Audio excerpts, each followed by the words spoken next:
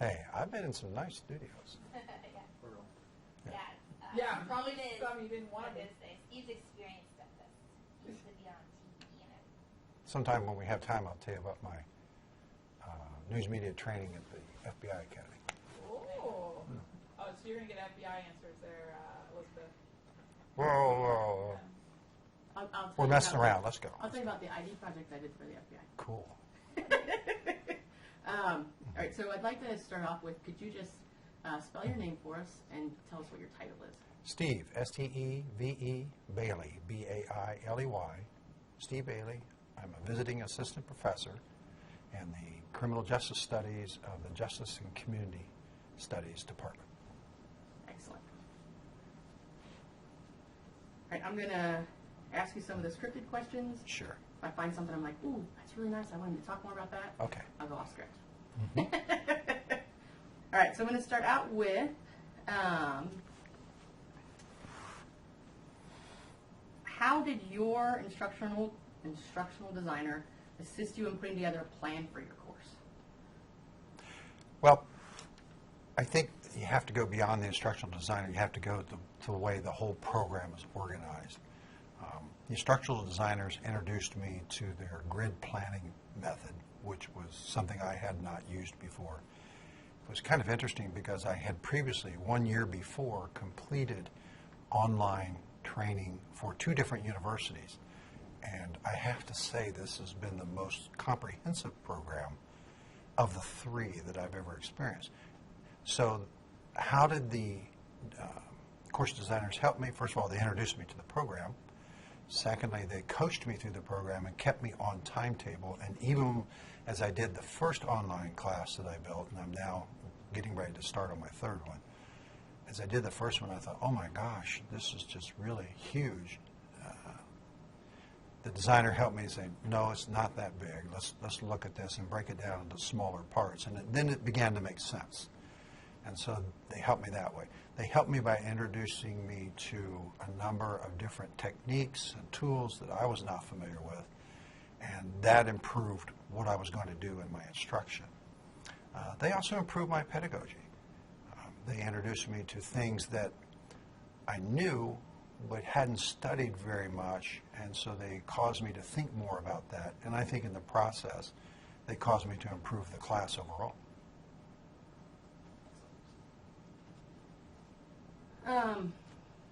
What's the importance of outcomes for a course and the program plan?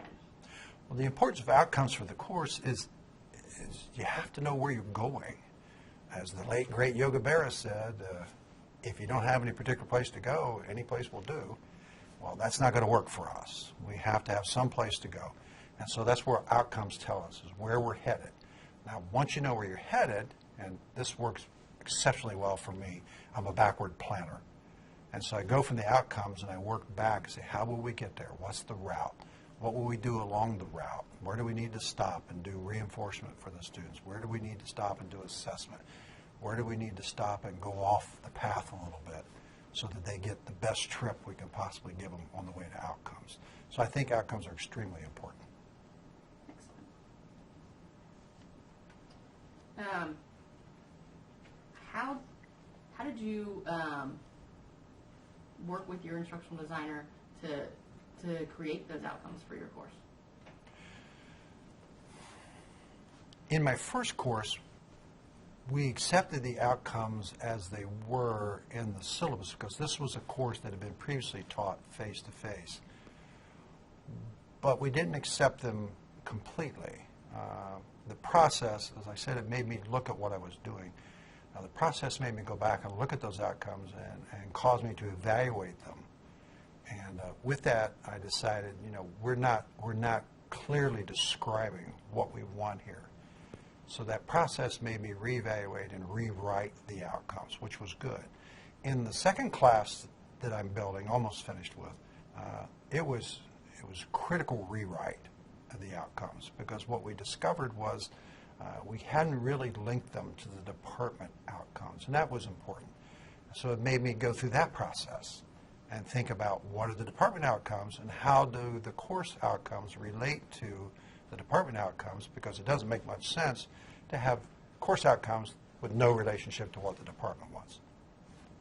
Excellent.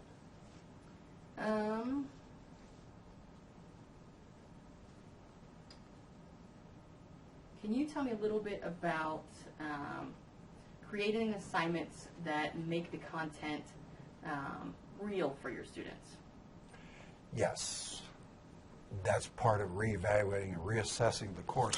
The first course that I wrote for online was a public budgeting course. I've been teaching public budgeting for about 15 years now. I've been a practitioner for a lot longer than that.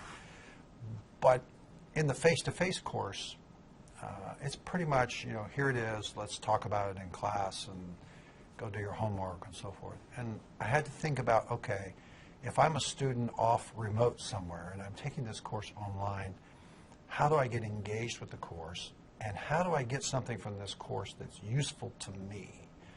I'm thinking in terms of who is the audience for my course. In this particular course, I'm thinking that these are people that are probably either about to enter a profession where they're going to be managing budgets, or they're already in it and they want to know more. So I need to give them some type of activity that they can put their arms around and say, yeah, that makes sense, we would do that. So for example, one of the things I had them to do was go to the United States Department of Interior website and study their budget documents there and come back and give me a report on what are the benchmarks for success in the budget planning for the Department of Interior. And this is important for people who are writing budgets, because it's not all dollars and cents. It's about what are we trying to accomplish. And if you understand the concept of benchmarks for budgeting, then you can transfer that to what you're going to do in your new job or in the job you already have.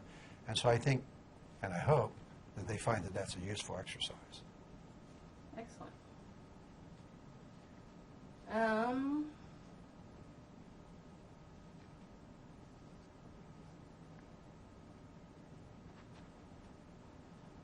Tell me some about the use of assessment, feedback, and tools, specifically the rubric, to help you guide your students. I think the rubric is really critical. We often tell the students that we have expectations of them, but we also have to understand that the students have expectations of us as instructors. And one of the expectations they have of us is, tell me what I need to know and tell me what I need to do. Now that doesn't mean spoon feed me, but send me in the right direction. Give me a map to where I need to go. And I think that's what the rubric provides for both of us. It gives us the direction and the map and the outcome. If I can say to you, look, if you'll do these 5 things, you'll get a perfect score in this class. But if you don't do these 5 things, you're not going to get a perfect score. And if I know that in advance, I've expressed my expectation. And the student can also figure out, well, what do I need to do? And that's critical, I think, for the student. Excellent.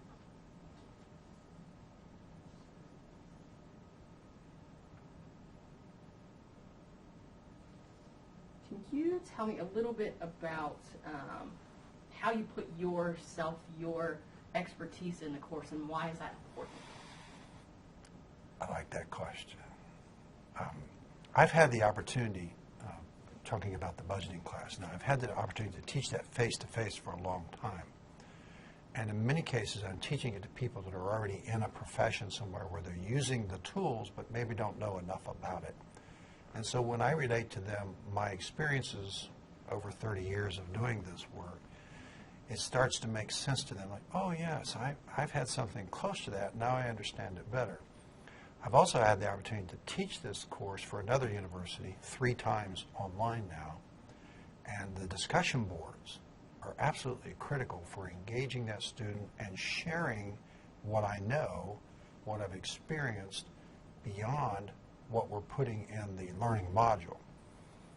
I've been having a running discussion with some people about, does it make economic sense, does it make budgetary sense in law enforcement to merge with your fire department and become a public safety department? Does it make sense? And if we didn't have the discussion boards where we could do that, we might not ever get to that topic. But it's something that's useful, I think, to my consumers, my students, but it's also something for them to think about in terms of what vision do I have for my organization? What can I think about when I'm faced with limited resources? So what I'm hearing is that you design your courses or set up your courses so that you're teaching them the content they need to know, Yes. but at the same time, you're also helping them so that they'll be more successful outside of that course in their profession. Oh, Can you talk absolutely. more about that? Well, I think you hit it right there. How are they successful outside the course? I can teach a course about budgeting, and I can fill your head with definitions and acronyms and numbers and so forth, and you'll go away, and, you know, in 6 months, you might remember that. But if I teach you not only that base of knowledge, if I teach you how to use it, how to apply it, and why that's important to you, I think that's going to be much more enriching for you and much more valuable for you to take away from the course. Excellent. Can you tell me a little bit about the relationship you had with your instructional designer when you were developing your course? What each of you brought to the table? What were the roles that each of you fulfilled? Mm-hmm. Well, I used to bring the drinks, and she brought the food. No.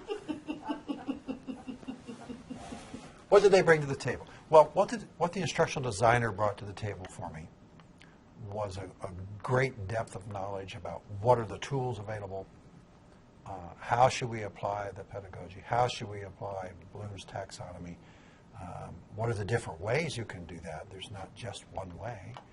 And so they brought that expertise to me. And what I brought to the table, of course, was my experience with the topic and my experience having taught the topic before. So when we blended those two together, I think, as I've said several times, I think we got a better outcome. Excellent.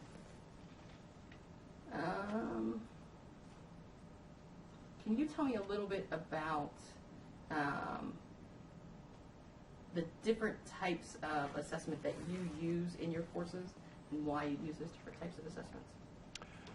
Well, that's an area that I hope I'm going to improve in as I build more of these classes. Types of assessment. I use scaffolding by doing a number of things. I do quizzes. I have short assignments for the individuals. Go find this piece of information and report back on it. And how does it apply to what we've talked about in this module? Traditional tests, research papers. So I'm using a variety. I know that there are more assessment tools available, and I want to learn to use those and apply those in other classes. Excellent. Is there anything that I did not bring up that you wanted to make sure we hit on today? I've said it in a way, but I want to make sure that I emphasize this. I think having gone through the E2 process, the grid development process, was eye-opening for me, not just for learning how to do this for the online course, but also for causing me to do a real analysis of the course that I was been teaching for years, and maybe not teaching it as well as I could have been teaching it had I done this process a while back. So I've told the course designers, I've told other people, you know, I'm going to take this to my other courses when I have a few minutes, take it to my other courses and analyze those and think about, well, what can I improve here based on what I've learned from this process? So are you saying that when you got done building your course, you didn't have the perfect course? Oh, absolutely not. But it's sure a heck of a lot better than it was. So then how does that course evolve? What happens term after term? What happens term after term? Well, the courses that I teach are dynamic in the world. Although there's some core things that don't change. I teach criminal justice courses. I teach political science courses for budgeting and for personnel management. There's some core things there that don't change. But there's a lot of dynamism in there, and that as court decisions come along, new techniques, new practices, new ways of thinking about the work come along, I think that needs to get incorporated into the class. And it's critical because I'm training, in all these classes, I'm training professionals. I'm training people that are going to go out in the world and not just talk about what they learned. They're going to do what they learned, and they need to do it well. And so the courses that I teach are dynamic because they are changing, but they're built around a core foundation. So then how does that fit with, if I'm building an online course, I put all this stuff online, and then my course just goes. Yes. So then how do I make it dynamic from term to term? I think you have to put yourself into the course. I think you have to not allow yourself to stagnate. I think you have to be aware of what's changing around your course. I can think of maybe a STEM course. Maybe a STEM course might be something you can build and let it coast for a while. But even in STEM, there's enough things changing, new scientific discoveries and so forth, that you really ought to think about what changed in the last year or last 2 years that I need to share with my students. Excellent. I aim to please.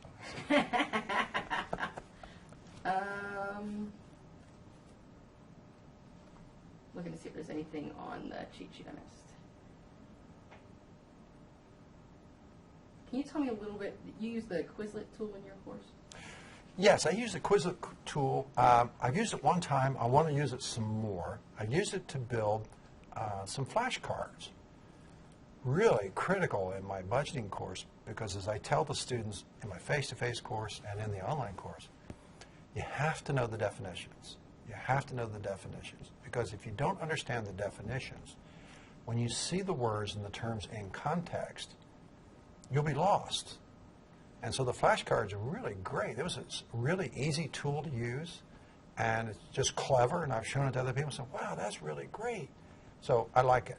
I want to learn to do more with it. And how does it help your students? I think it helps them because it gives them a tool to practice those definitions. Something, instead of just looking at a list, oh my goodness, a list, here's a list of definitions. Now read it and memorize it. You can practice with the Quizlet flashcards because they come up with the word, and then you can decide when you want to flip the card and see the definition. Excellent. I think I'm good. Okay. Can you keep on for a second? Can you speak to how your course outcomes align? You mentioned the course outcomes aligning with program outcomes. Can you speak any more to that? Why is that important?